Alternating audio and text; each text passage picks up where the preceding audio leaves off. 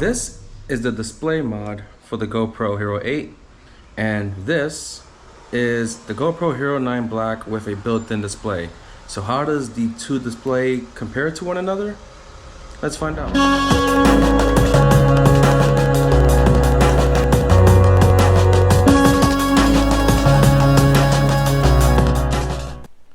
So a quick little backstory. I was supposed to do a video on the display mod a little while ago, and maybe like a week or so ago, and I didn't like how the recording was coming out.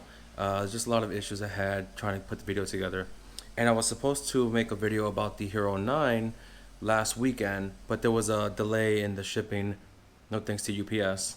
So now I decided might as well just make a video combining, or rather comparing, both the cameras to talk about what they offer in terms of should you upgrade to the new Hero 9, as well as the differences between the two display that you get from the built-in display on the 9 and the display mod on the 8. Now, I wanted to do a review with the media mod for the Hero 9, but the problem is it's constantly being sold out and out of stock, and it's just taken a while for me to be able to get it.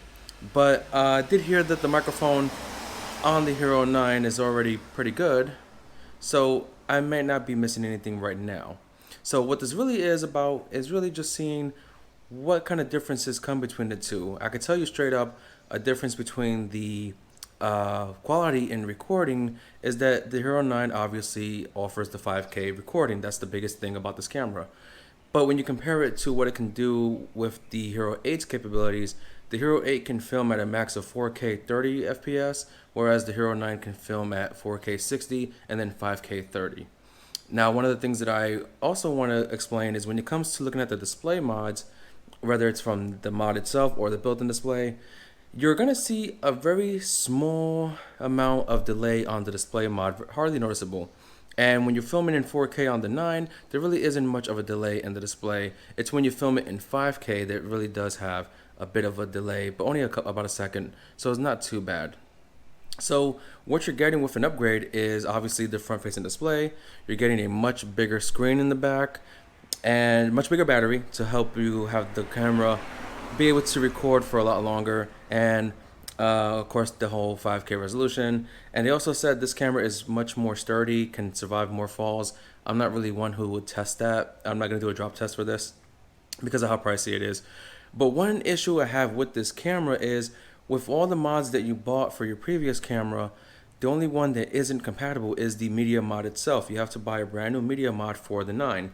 If you want to use your light mod, you can still do that. If you want to use the display mod for whatever reason, even though you have a display here, you can do that. If you want to use your external microphone, you can do that. But you need to buy another media mod for the 9, and that's why it's been sold out, and it's kind of a pain. But other than that, there isn't really much different in the two cameras other than some extra features of the 9, such as Hypersmooth 3.0 as compared to the previous camera's Hypersmooth 2.0. You also get a horizontal lock, so if you're doing something and you're moving in different angles and all that, the image will stay where it is. It was not going to move with you, and that's pretty cool depending on what kind of shot you want to do. So what I really want to do is really compare the two in terms of their hypersmooth ability, and I'm going to do that using my Tokyo Drift RC car. If you haven't seen it, it's actually this bad boy right here. So I'm going to use it to drive around the parking lot with the cameras on and compare their hypersmooth with one another. So let's check it out.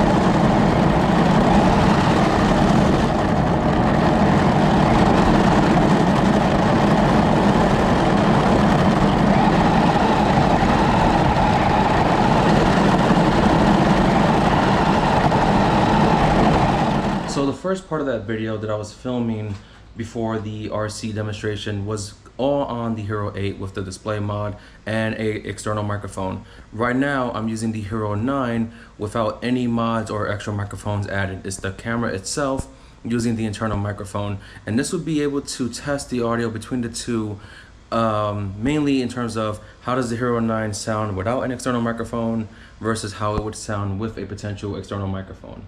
Now what I want to do next is I want to try to test out the horizontal lock feature for you guys. So we're going to try to do that right now.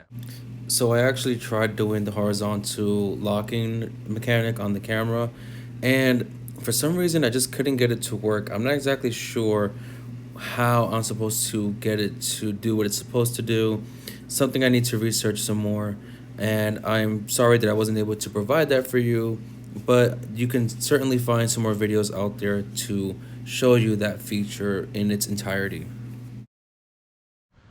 So when looking at the linear leveling option, you can see that it is kind of tricky to get it to work the way it should work. Now there are people out there who's making videos of doing it, so you can see those on YouTube anywhere. And I guess there is some kind of trick to getting it to work the way you want it to. I think it's more meant in terms of like, if the camera's facing you and you're doing something, that will, I guess, make it work a bit better. Now, some other features you are getting with the upgrade is different camera modes, such as hindsight, which my understanding is that it'll keep the camera recording during a set number of time before you actually press capture. I think the time is varied based on like 15 seconds or 30 seconds, your choice. And what it'll do is it'll make sure you capture the image or the moment that you want to capture before you even press record. So you make sure you have those shots there, but it does come with reduced battery usage, so keep that in mind. I do also want to try slow motion, but I just don't really have the right setup or capability to show you something really cool in slow motion, but I'm sure the slow motion on the 9 is better than on the 8, as well as the hyperlapse, which is kind of like a fast forward super speed type thing. I've seen plenty of videos doing that. So I'm going to try to show you that somewhat here. Hopefully it'll work out. And some other thing I want to mention about the display itself on the camera is the display on the Hero 9 does show you your recording time, your SD card capacity storage left, and your battery amount that's left. On the display mod itself, you only get the battery of the display itself. You don't get any other image on it of any other status or anything. And another problem is when you're using the display mod on the Hero 8, you lose the ability to use your back screen to change your settings, whereas on the 9, you still have the back screen available to you to change your settings and the front screen to show you what you're doing, as well as the status of your camera. So we're going to try some slow motion and some hyper smooth for you guys here.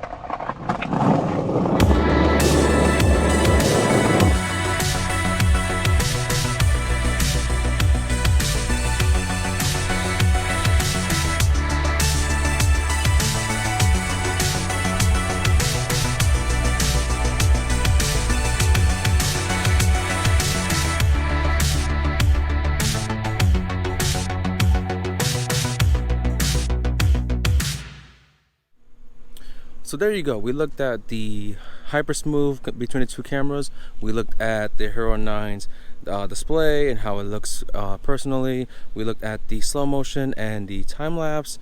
And I gotta say, the Hero 9 is worth an upgrade, especially since GoPro is offering a discount of I think $100 off if you do get their subscription service. You would have to pay for a year of the service after that, or you can do like I did. I already had the service before that, which was only like $5 a month, and then I got the discount anyway. So I do believe that there is a lot of strong positives with the Hero 9 upgrade. I don't really know of any negatives. One personal negative is I personally like to turn off the beeping sound from my cameras. The Hero 9 doesn't allow that option as far as I can see. It just allows you to change it to a low volume. Whereas on the previous cameras, like the 8 and even the 7, which I did had once before, you can remove the sound of the beeping completely.